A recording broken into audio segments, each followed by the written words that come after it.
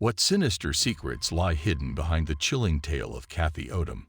Why did her life take a dark turn after marrying Mike Odom, a man with a criminal past? Who was responsible for the brutal attack on that fateful day in March 1987? As suspicions shifted from one suspect to another, what mysterious clues emerged, eventually leading to the shocking revelation of the true perpetrator? What gruesome events unfolded in Kathy and Mike's room that led the officer to discover Kathy's lifeless and brutalized body? Join us as we delve into the enigmatic depths of this haunting cold case, seeking answers that have eluded justice for so long. Hi, and welcome back to our channel. If you are new here, please consider subscribing, as it helps us motivate to create more intriguing content for you. Let's have a look at Kathy Odom's 15-year-old cold case finally solved. Kathy Odom was born on October 25, 1959. Kathy met Mike Odom when they were both 16 years old and in high school. After going out for a while, they chose to get married. Mike was arrested for selling heroin to an undercover cop before they could get married. He got 6 years in prison for this crime, but he only did 2. Kathy told her family that she was going to marry him 2 years after he got out of jail. After he was set free, they did get married. Tasha and Sean were Kathy and Mike's children. They lived in Texas's Harris County. Frankie Martin, Kathy's dad, chose to hire Mike at his business. Kathy did everything she could to help the marriage last. People also said that she was a caring mom who would have done anything for her kids. On March 3, 1987, Mike tried to get in touch with Kathy while he was working out of town. He was worried when Kathy did not answer the phone when she was meant to be at home with the kids. Mike called their next-door neighbor and asked him to check on Kathy and their kids. The neighbor rang the doorbell, but no one answered. He looked in through the windows and saw that the TV was still on. Instead of calling the police, the neighbor drove into town, found a police officer, and they both drove back to the Odom's house. The front door was open when the cop came. When he walked into the house, he saw Tasha, who was 4 years old, sitting on the sofa in the living room. She had been badly beaten and knocked out, but she was still living.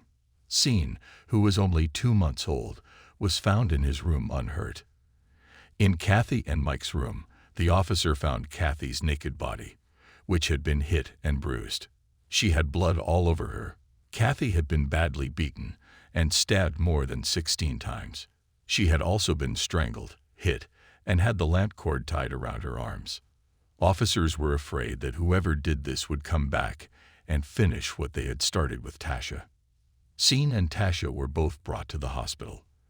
They could not be left alone. That was the order. Frankie showed up at the scene of the crime. He was told to visit his grandkids at the hospital. Frankie watched TV of the hospital to find out what had happened to his daughter. Back at the house, Mike was finally there. Police paid close attention to how he looked. One officer noticed that Mike's shirt had a few red spots that looked like blood. A search of the Odom's house turned up blood in the bathroom. The person who did it, probably Mike, had tried to clean up before leaving. Police did not find any signs of a break-in. All doors except the front door were locked. This meant that the person who killed Kathy knew her. Investigators knew it was a personal crime because she was stabbed so many times. When the cops found Kathy's clothes neatly folded on the floor, they could tell something about what had happened. Investigators thought that the person who hurt Tasha did so to get something from Kathy. Back at the hospital, Tasha was in very bad shape. She was in a coma and needed IVs to stay alive while doctors tried to save her. The police looked into her father, Mike Odom. Investigators had their doubts about him from the start, even though he seemed upset and emotional. Investigators found out that Mike did not come home from work right away like he said he would. Instead, he went out with his friends. Investigators had seen this kind of thing before, someone planning a murder while they were somewhere else and then calling someone else to go check on the victim. The police lab tested Mike's clothes. Not only that, but detectives also found strange marks on the floor of Tim Robinson's car. Investigators could see that Tim and Mike had made a plan to kill Kathy. Maybe Mike was using drugs again and was looking for money from the insurance. But the case soon took an unexpected turn. The medical inspector thought that Kathy died about 6 hours before her body was found, which would be around 1 o'clock in the afternoon. Tim Robinson and Mike Odom both said they were at work at the time. While the police were looking into their excuse, a witness came forward. That person is Tasha Odom, who is only 4 years old. She came out of her coma and told the police that she remembered a guy walking into the house. Tasha said that the man's hair was yellow. Mike Odom and Tim Robinson did not have blonde hair. Tasha could only remember what color the man's hair was. When the results of the forensic tests came back, they showed that the spots in Tim's car were motor oil and the stains on Mike's shirt were painted. Mike and Tim also had good cover stories from their coworkers, and they both passed polygraph tests. The two of them were then ruled out, and the police could move on to the next person. It was not hard to find the next person because Kathy had a sister named Shelley Martin. Greg Marquardt was her husband. They met because of Mike, and since they were both on the drug scene, Greg and Mike were close. Shelley was 16 when she met the man she would marry, just like Kathy. Greg was 25 at the time, which should have already been a warning sign. Greg got married to Shelley in 1983. Soon after, both Shelley and Kathy became hooked, just like Greg and Mike had. Greg and Shelley's parents knew that Greg and Shelley stole money from them. Greg had been raised by a rich aunt and uncle who gave the Martins the money back and said no one would press charges. Greg and Shelley were often in and out of jail, but Mike and Kathy had changed their lives around. Just before Kathy's death, she told a friend that Greg and Shelley had visited her recently. While Shelley was in another room with the baby, Greg made advances towards Kathy, but she refused him. When questioned, Greg claimed that on the night of the crime, he was not with his wife. Instead, he stated that he was with a person named Hampton Robinson II. Robinson was friends with Charles Harrelson, which is not very important, but is interesting to know. Harrelson was the father of star Woody Harrelson, and in 1982, a judge found him guilty of killing him. Robinson had actually testified against Harrelson when he was on trial. Greg's fingerprints and hair were all over the crime scene, so it was clear that he had been in the house. The only problem was that even though she was a family member and had been in the house many times, this did not show anything. Kathy's folks told the police that they thought Greg was the one who did it. Frankie said that Shelley and Greg came to see Tasha 2 days after Kathy was killed. They called him in the middle of the night from the hospital where Tasha was being treated. Frankie told them not to let Greg in, first because he was suspicious of Greg, and then because no one, especially them, had a reason to be there at 3 a.m. Charlene Martin, Tasha's grandma, was at the hospital and told what happened when Tasha first saw Greg. She got really scared, and he was told to go. Investigators asked Tasha if her Uncle Greg was the person she saw with Kathy in their house on the day of the attack.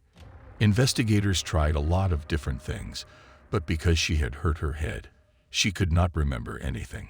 Greg denied having anything to do with it when he talked to the police, but he was surprisingly honest about how much he liked Kathy, especially one part of her body.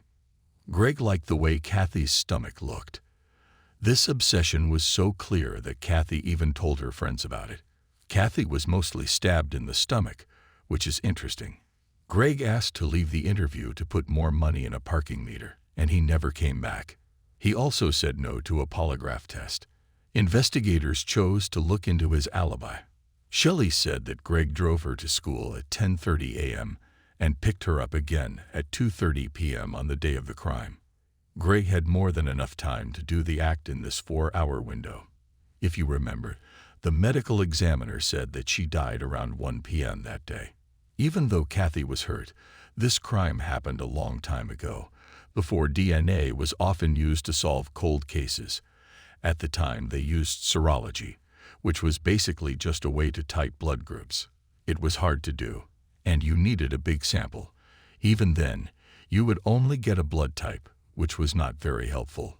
Greg Marquardt's blood type matched the blood type found on Kathy's body. Greg's blood type was O, which happens to be the same blood type as the person who killed Kathy. About half of all people have the same blood type, so it did not tell authorities much by itself. The case went cold, which was sad. Frankie found it hard to believe that the man who killed his daughter was married to his other daughter. In 1998, a cold case team was put together, and Kathy Odom's case was one of the first ones they looked into. By that time, DNA testing was reliable enough to use the biological data in Kathy's case to make a DNA profile. According to tests, Greg Marquardt was among the 2% of the general community who could have been the criminal. Still not enough to say for sure, but much more than 50%. Greg quickly came up with a way to explain what happened to the police. He said that he and Kathy were having an affair that they both agreed to. Greg said he was with her the morning she died, and that she was still alive when he left. Greg was not arrested at the time because, even though investigators did not believe him, they were worried that they did not have enough evidence to convict him. They had to show that he was there when the crime was done. Investigators got in touch with Catherine Long, who worked at a private forensic lab in Dallas, Texas, called Awkward Cellmark. Catherine thought of a strange way to try to figure out what Kathy did. She and her coworkers were trying to strangle each other. They wanted to find out if a person who choked someone would leave behind skin cells. They found that a lot of skin cells did, in fact, move from the attacker to the sufferer. Investigators had to find something in Kathy's evidence file that had skin cells from the criminal. They chose to put the electrical cord that was used to tie Kathy to the test. Amazingly, the line had been put away in a paper bag instead of a plastic bag.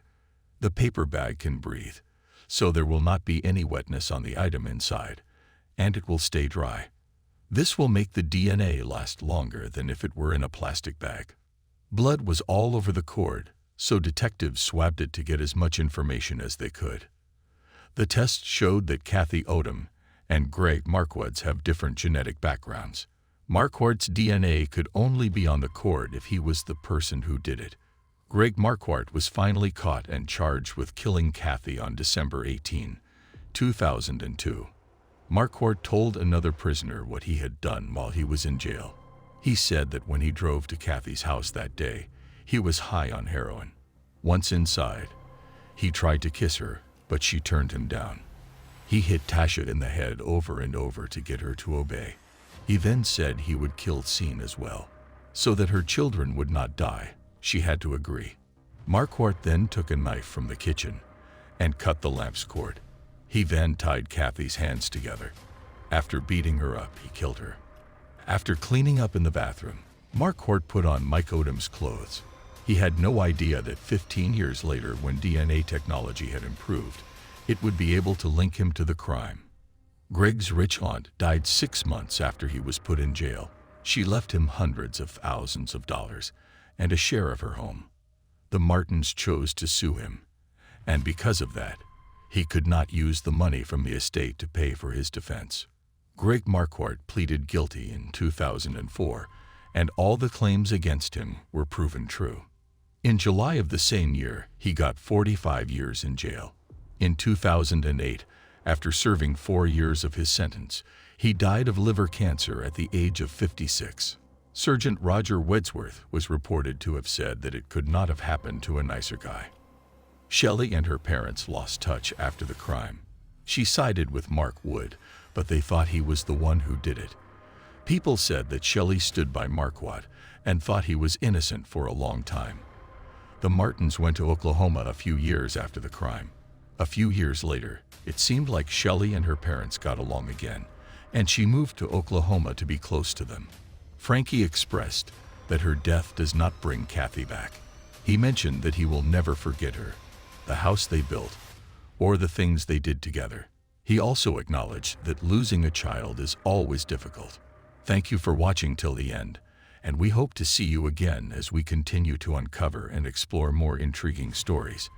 Until then, take care, and may justice prevail for Kathy Odom and her family.